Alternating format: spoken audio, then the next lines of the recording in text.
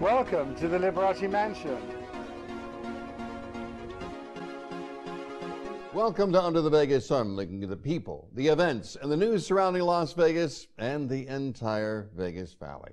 Hello, I'm Steve Shore. We are live from the Liberace Mansion. The great thing about the mansion is not only the people and the things that happen within the mansion, it is the wonderful things that occur at the mansion, such as where I'm sitting now. This is a bit of history. I know it looks like just a piano, a very large piano, but it is history. This piano is the wonderful Baldwin Concert Grand Piano that actually toured with Liberace. This piano was made in 1929. On our program today, I promise you, you will hear this piano sing by a very special guest on our program, a man whose hands have become a key to the success of a movie. It's an amazing story. You'll meet him and more about this piano in just a few minutes. Stay with us. We'll be right back. Hey, it's Mark Chinook from Monday's Dark, and you are watching Under the Vegas Sun with Steve Shore. The mastering of a piano. It is so much more than most people think. It is not only the physical mastery of the piano, it is the brain of those who play. It's the talent that comes from the heart. But more important, it is the passion that they feel. Liberace was one of the greatest who had that passion. You always heard that passion through his hands. Our very special guest on the program today is a man who has that same passion, who feels that same way with the piano. A very special guest, Philip Fortenberry. Welcome to our program. Thank you very much indeed, sir. Okay, so you are, as you call yourself, the man at the piano. Mm-hmm. Saying you're the man at the piano is one thing. Being the man at the piano is something completely different.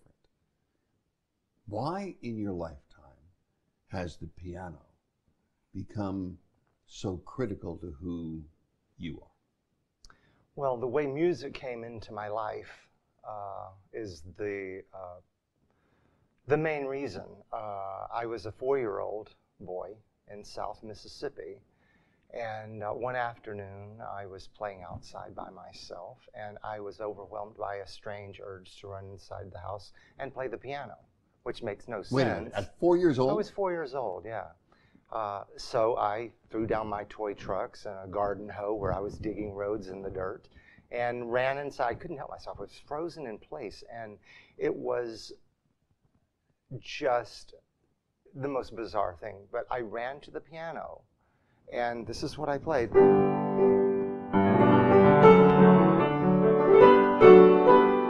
I also played this.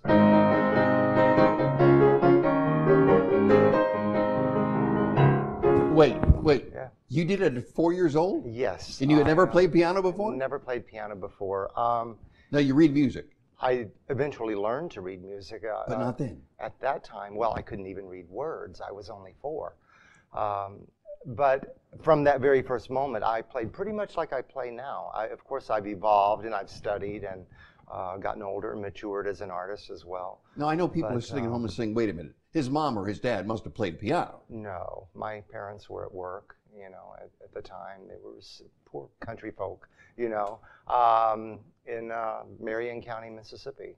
And in that moment, I couldn't help myself. And by 12 years old, Yeah. you did your first solo. Yeah. At 12 years old? First recital, actually. Right. Yeah. Mm-hmm. At 12 years old? Yeah. Once I started school, and I was, I guess, about second grade, 7 years old, I was beginning to understand, not just read words, but have put together understanding of the meaning of words. And that's when my parents felt like it would be a great time for me maybe to begin music lessons, to learn to read music as well, because they thought that might be a skill that could come handy at some So time in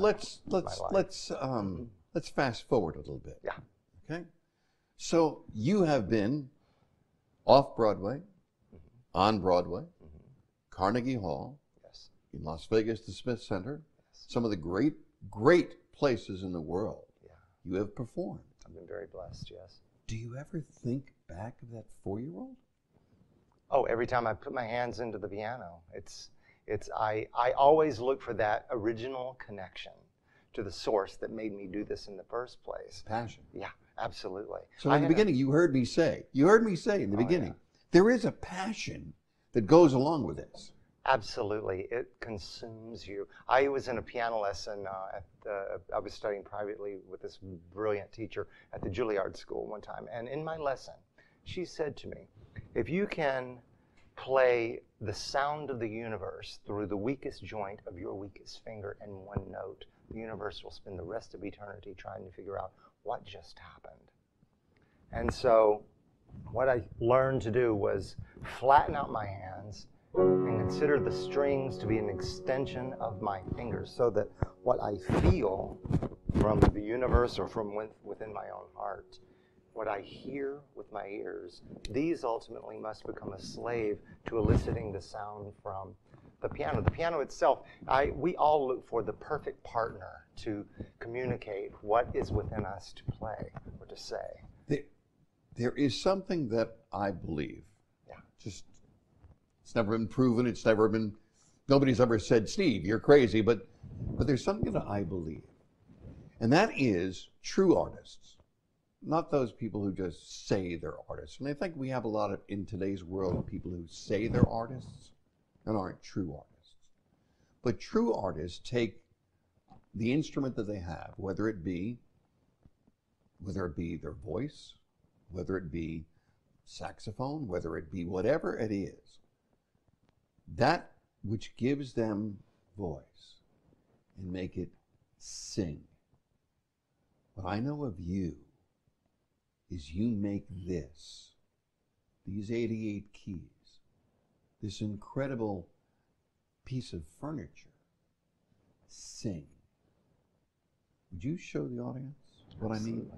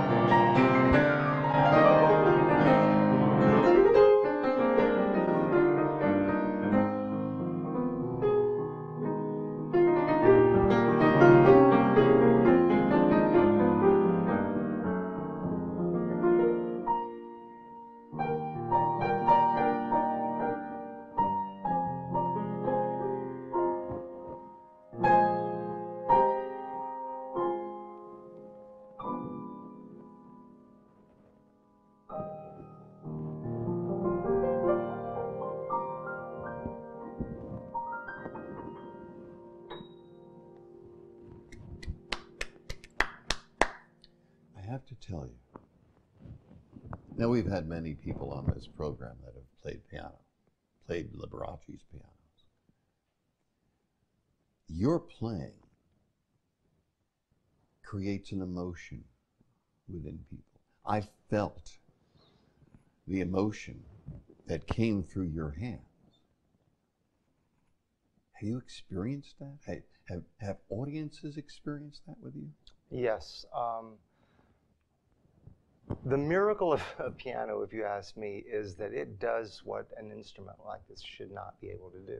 It's essentially hammers hitting strings. It's a percussion thing.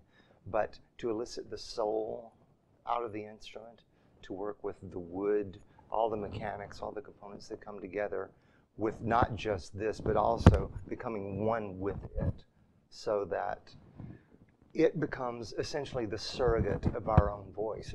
If I could sing, I'd sing, you know. But the beauty of instrumental music is that we can communicate anything through the power of music itself. There is my instrument that I have is my voice. Over time, people have either known me, liked me, hated me, whichever the case may be, but they always have talked about my voice. That's a wonderful emotion to feel. When people talk about Philip playing piano, it is not just about Philip playing piano. It is about this amazing individual whose head and heart and soul comes through his hands onto these 88 keys. That's the job. I tell people all the time, my job is to show up. And then whenever something is placed before me and the inspiration hits, then I can respond to that. It's all about spirit, ultimately. You were involved in something that I am sure very, very few people know your name being associated with it. But if they watched it, they know your hands. The show is called Behind the Candelabra. It was a story about Liberace. Yes. Whether it was fully truth or not, the one thing that was his artistry that was in that show. In a moment, we're going to let the audience know your role in that show, but more importantly, how you sensed you being such a critical part of the image of who Liberace was. We'll be right back. Don't go away. I'm telling you, you haven't heard anything yet. Stay with us.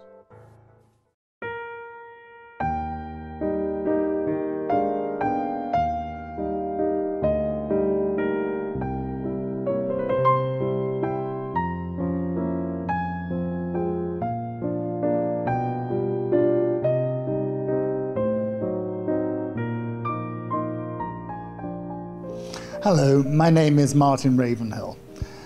I am the proprietor, owner of the Liberace Mansion, and I welcome you and invite you to explore all of the incredible features we have available at this historic house. Liberace lived here from 1974 until his death in 1987. Since then, I've been able to remodel and restore this house to its former glory. Here we have 15,000 square feet of amazing historic space available for weddings, ceremonies, corporate events, and charity fundraisers.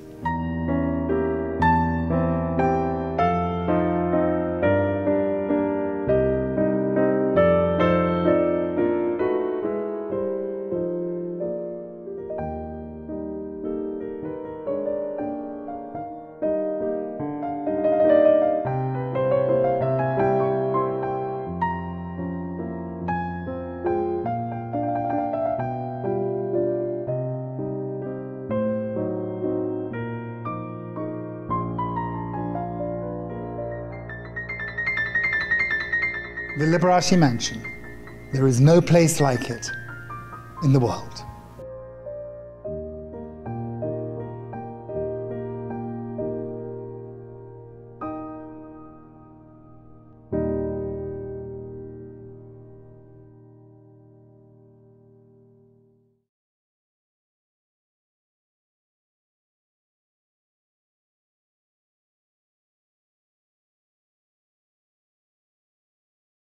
If I could do anything, I'd love to play the piano, but I can't.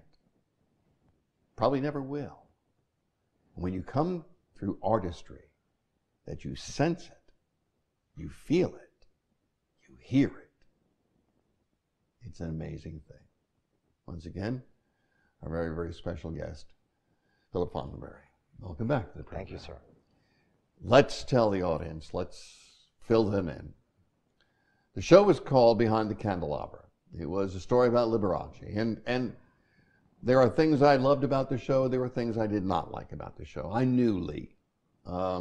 As a newscaster, I had done a series of stories about Lee and his talent. I had met him at the Hilton. I was there when he ran on stage oftentimes. I was there. I had dinner in this house with Lee. So I know a lot about him.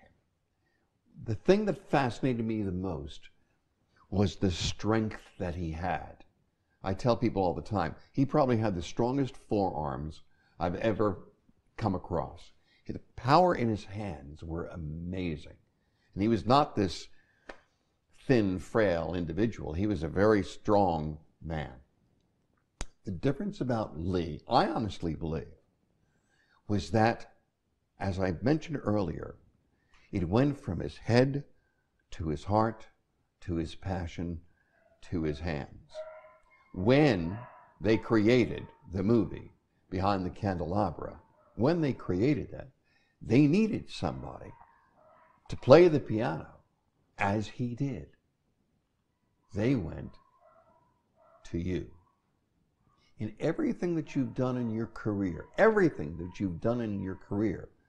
here you become part of a movie where nothing more than your hands are shown. What did it make you feel? What did it make you sense? Where were you in that show mentally? It was initially a challenge. I was very honored to be invited to submit an image of my hands, first and foremost, which was a little bizarre to me, but that was the first request. Apparently, the producers were looking for someone whose hands would be a close resemblance to Mr. Douglas as well, right, who was portraying the role of Liberace. Where my head was with that, beyond being flattered, being honored to land this job, initially I had a bit of a struggle about accepting it, to be honest with you, because I had worked at the Liberace Museum and had met a lot of his fans and a lot of people like you who met the man. And the way everyone spoke of him, his generosity, his kindness, his benevolence to our community at large. Amazing philanthropist. Oh. Amazing Plus philanthropist. the foundation had given millions already in scholarships. Exactly. This was important. I mean, this man had left a very positive legacy. He paved the way for other entertainers like Elvis Presley and CeeLo Green, Elton John, Madonna, Lady Gaga. Look at those outfits. And his special brand of performance, his showmanship, goes unmatched even today. He also proved it was possible for piano players like me to have a career beyond just becoming another classical artist. And so it bothered me to be a part of something that might cast a negative light on his personal life, because I knew the book that this film was based on. But then I realized I wasn't being asked to portray any part of Liberace's personal life. My job was to represent his artistry. Yes, his artistry, yes, It absolutely. was. And that's why I refer to myself, I'm the man at the piano. And in that instance, my job was to be all that, to nail that down. So much so, I'm one of these people, whenever I watch films and there's a piano player on there, I look to see if what I hear is actually what I'm seeing. You could not, though, separate your hands, this talent, from this man at the piano. Not at all. You remained Philip Fortenberry at the piano. Yes. But your hands became Liberace. Absolutely. How tough was it for you to play his music, knowing you were the man at the piano, but his hands were the ones playing? I was offered original footage of Liberace playing the music in the show. And so I studied this video footage, and also, of course, the sounds and everything. And you know, the trick was that Liberace never wrote any of that piano stuff down. So I had to learn it by ear. Thank God I could play by ear, right? One of the first things in the audition, they asked if I could submit a video of myself playing his Boogie Woogie, which is what you see in the I think the original trailer for the film. Exactly. You know, and then yeah, I was so stressed, to say the least, whenever I turned on my computer and there's the original trailer. I said, "That's my hand doing that."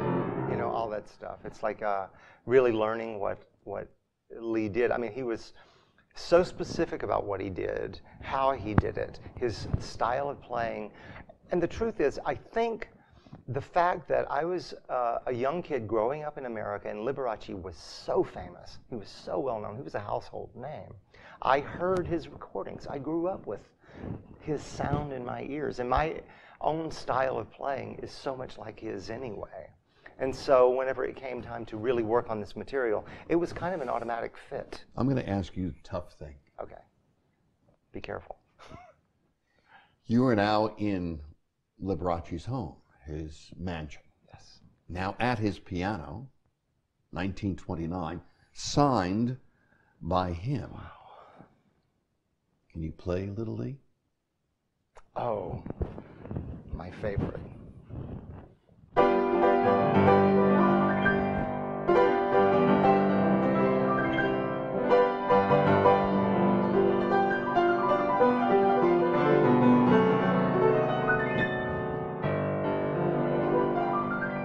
My favorite too.